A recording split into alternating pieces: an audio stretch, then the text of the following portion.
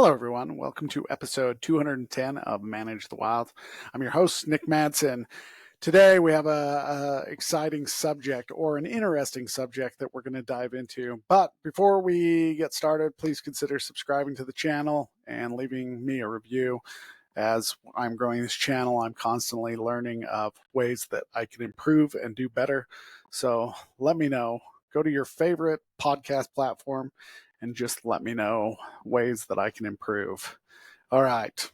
Imagine let's start this way. I found myself the other day on a hillside, and while I was standing on that hillside, it was early in the morning. The sun was barely starting to come up. There was a bull elk bugling, and just picture it echoing through that crisp mountain air as the dew is on the grass. While you're picturing that, there's a lot more going on behind the scenes. Not only is it a place of majesty, so to speak, where you can see wildlife everywhere, but it's also a multi-billion-dollar industry. So today we're going to be diving into the economics of big game hunting and wildlife tourism. It's a subject there's a whole lot of connections. It can be political, it can be very capitalistic, and not always focused on conservation. So let's dive into that topic. Big game hunting has a long history since the founding of our country and long before that, as Native Americans were here. As they raised each of their generations, they taught them the importance of hunting big game to provide for their family. And as Europeans moved in and took over, again, that tradition was passed on because food was very important. So in the United States, it has a rich tradition of hunting. Some of it controversial, some of it not so great, but it's been there since way before the founding of this country. It's been passed from father to son for generations, and it has been passed on to this generation, and it will continue, at least for the next few, to be passed on. We'll see how everything goes. So it's been around forever. Another one that I want to talk about is wildlife tourism. What is that? I first got involved in wildlife tourism back in the early 2000s up in Alaska. I got to work with some people who ran tours. People would come off of cruise ships. We would put them on boats, and they would go hike trails. They would go to different locations and view bears or mountain goats, depending on where they were flying into. And wildlife tourism has also been around forever. You can find it in jungles, in rainforests, and safaris. And so, big game hunting, wildlife tourism, they're both very important. And they're both tied together because oftentimes somebody who's leading a wildlife tour is also providing a guiding service for another group somewhere down the road. And so often they are connected. Or somebody who's really good at guiding bear hunts is also very good at providing guided bear tours. And oftentimes those two things go hand in hand. They both generate a lot of revenue. There are towns in Alaska that fully function because of wildlife tourism and big game hunting.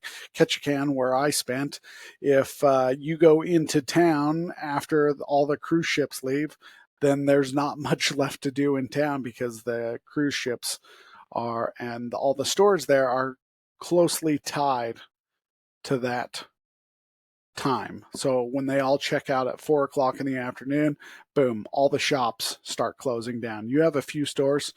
They even have a Walmart now, but everything is largely tied to that. Logging has largely been shut down.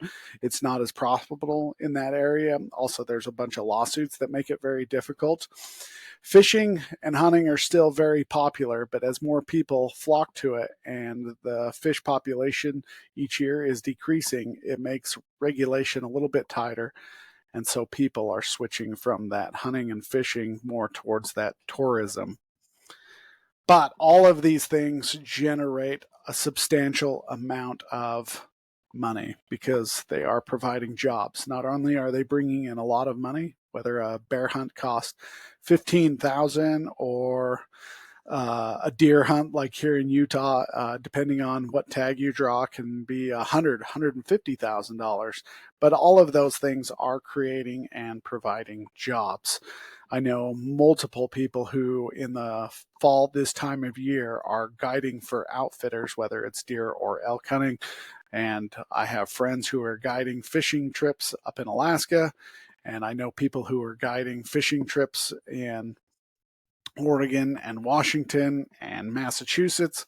And so it's providing a lot of jobs as well as wildlife tourism. There are thousands of jobs created each year in Alaska alone for wildlife tourism, bringing those people off of the cruise ships and showing them what Alaska has to offer.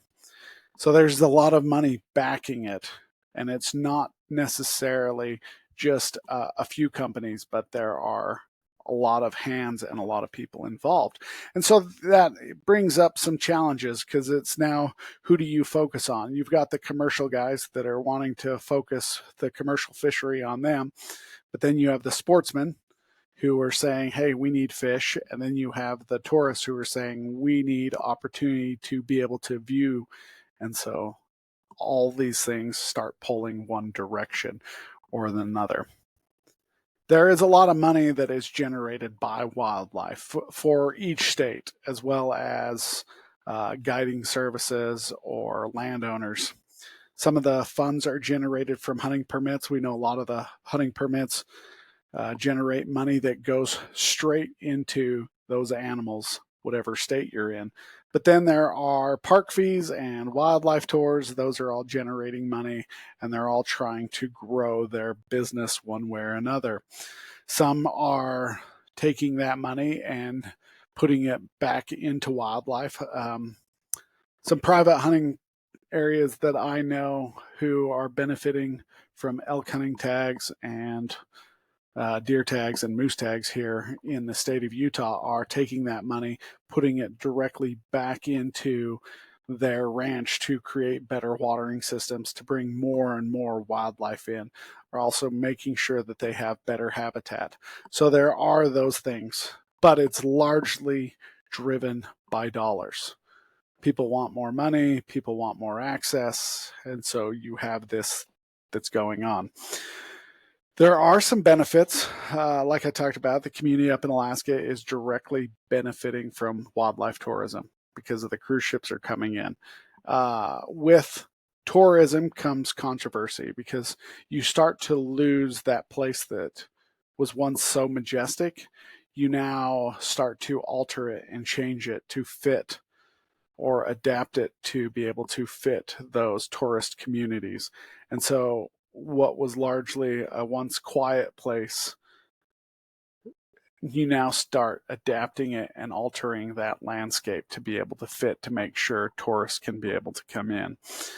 Ketchikan and those areas in Alaska, as well as other places that cruise ships go, have altered the landscape around them because of those tourist dollars. They want to make it accessible. And what was once a quiet place may not necessarily be. So there is some controversy, but it is also providing jobs. That's the question I have. Where do you balance the for the need or the ability to have people to come and see and to witness what it makes it so beautiful, versus keeping it what it was, a quiet, majestic place? And that's some of the challenge. But because there is tourism and because there is hunting, there are places now that are being sustained with animals that may not be otherwise, because they're creating jobs for the locals. You're seeing some in Africa where it's controversial hunting lions or rhinos or elephants, but yet that money goes directly back and benefits some of these villages. Now, there are opposition to this, saying that they are altering the landscape. They're just killing this animal, and then they're trying to bribe off the locals. And some of these are very fair points, and they shouldn't be disregarded. But it also should be looked at as a way that governments are saying, okay, we can make some money. We can bring tourists into our country by doing this. They're going to pay $100,000 to hunt this animal, and that $100,000 is going to go benefit the community. So now we are going to put more wildlife protections on these animals, and we are going to go protect these animals to make sure that there is this industry. So there's both good and bad, whether you agree or disagree. I don't know. I'm on the fence. I've seen both sides of it. I've seen where it's become so commercialized that the thing that it once was that made it majestic is no longer there. Also, it's all about money. And so it's no longer about the animals and conserving or preserving or the preservation or conserving those animals. It's all about how much money they can bring in. And so they no longer represent a species, but a dollar amount. Trophy hunting, I guess, is the biggest issue that people have when it comes to big game hunting and the economic benefit. Because again, like I was talking about, these animals no longer represent something that was living, something that was beautiful. It's all about the dollar amount. Okay, if I have 10 tags and each of those is bringing in $10,000, then I'm going to have $100,000. And it no longer represents 10 living things that you're going in and feeding your family. It's now about going in, killing the biggest, hanging that up on your wall, and showing everybody how great you are. And that's where that controversy comes in. I think if there was less social media talk about it, then some of that criticism would be reduced. Opposite side of that, because of social media, there are tags being sold in the state of Utah for $250,000, and that $250,000 goes to directly benefit wildlife. What's the one is wrong, yes, the other is not, and so can you benefit from something wrong? I guess. I don't know. I have no idea. Where are we going in the future with this? Well, I can see where we're going. I think it's going to get more and more expensive. I think it's going to be more and more people trying to access that resource, maybe who are not necessarily hunters, but who are trophy seekers. They don't care about the hunting aspect of it. They care about what goes on the wall and how good it looks. Unfortunately, you're seeing a lot more of that as people are finding ways to market themselves on social media and finding out that they can get companies to pay them for using their products by killing animals. It's now about the loss of or the death of an animal is now about marketing, and that's challenging. A lot of these products are great products and they're phenomenal, but yet they are marketing it by how well they kill things, but they don't really honor the things they kill. It's more about creating a dollar, making more money. And I guess that's where I see the future going. I think it's going to be harder and harder as well to get access as people find out that it's $1 billion industry and there's more money out there. I think that private property is going to be more difficult to access. It's going to be locked up. People are going to come in and offer hunting leases, and they're going to lock that property up, and it's going to make it more challenging. And that's going to put a lot more pressure on the public land. And what the research shows is once the public land gets overrun, those animals move to private land where it's locked up. So it's only going to get more expensive. All right, we've covered a lot in the last few minutes, so let me rewind a little bit and give you some key takeaways. We talked about how big game hunting, wildlife tourism contribute a lot to the economies. In some places, cities are being held up because of wildlife tourism or because of hunting. And they play a big role, whether we like it or not. The sales of the hunting tags are directly benefiting wildlife. Some of that hunting tourism is directly benefiting that wildlife. And so they are helping whether we like it or not. And conservation without those dollars would be greatly reduced. If you look around you, the last little soapbox I've got, if you look around you, everything is, the only thing we talk about today is how much can we build. I want to build another spec home. I want to put up another apartment complex. And we are wiping out all this land, ag land or mountainous wildlife land. And we are putting cabins here or a multiplex there or an industrial complex here. We're wiping it out. And so without the financial benefit from hunting, I don't think that people would be too concerned whether we keep wildlife or not.